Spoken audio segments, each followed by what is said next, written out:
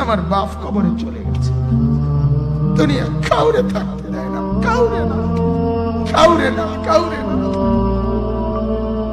কাউরে না। আমার বাপ দুনিয়া কাউরে থাকতে দেয় না। তুমি থাকবা না, তুমি থাকবা না। দুনিয়ার ধোকায় পড়ো না বাপ, দুনিয়ার ধোকায় পড়ো না। মাকে বুঝান। আজ মারা বেসামাল হয়ে গেছে, আজ বোনেরা বেসামাল হয়ে গেছে, বেপরদার উৎসব তুলে দিছে। এটা যেন আল্লাহর সাথে যুদ্ধ করছে। আল্লাহ করোনা না, তুমি আরো কিছু দাও, আমরা বেপরদিগি ছাড়বো না। যুবক ছেলেগুলো যেন বলতেছে, আল্লাহ তুমি করোনা দেওয়ার চাই দাও, অশ্লীল ছবি দেখা, ফেসবুকে নর্তকী দেখা আমরা ছাড়বো না। দেখি তুমি কি করতে পারো, তুমি যা করার করো। দোকানদার ব্যবসায়ীরা হারামের লেনদেন করা বন্ধ করছে না, সুদখোর সুদ ছাড়ছে না, ঘুষখোর ঘুষ ছাড়ছে না, নাফরমান আর জিনাকার ব্যভিচারী এরা কেউ কিছু ছাড়ছে না। বেহায়ার বেপর্দা নারী তার অশ্লীলতার বেহায়াপনা ছাড়ছে না। মুসলমান তার ঘরে টেলিভিশনের নর্তকীর আওয়াজ তো বন্ধ করছে না। হায় করোনা কিভাবে যাবে, আযাব কিভাবে যাবে বলেন, বলেন, বলেন আপনারা।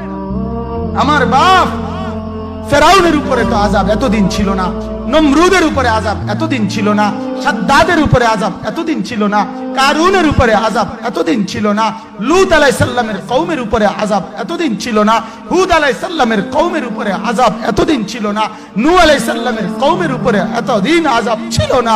আজ আমরা মালিককে এই পরিমাণ নারাজ করছি, মালিক এত বেশি নারাজ।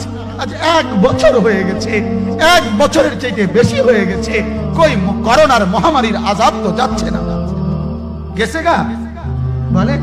আমাদের লক্ষ লক্ষ বাচ্চার পড়ালেখা বন্ধ, এরা নষ্ট হওয়ার চূড়ান্ত পর্যায়ে পৌঁছে গেছে। মোবাইল এদেরকে শেষ করে দিছে। লক্ষ লক্ষ ছেলে।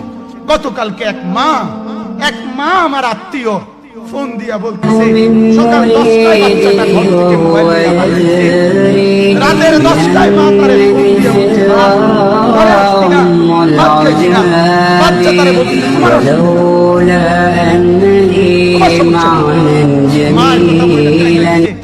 যে শোনেন হুজুর কদ্দুর দোয়া করো।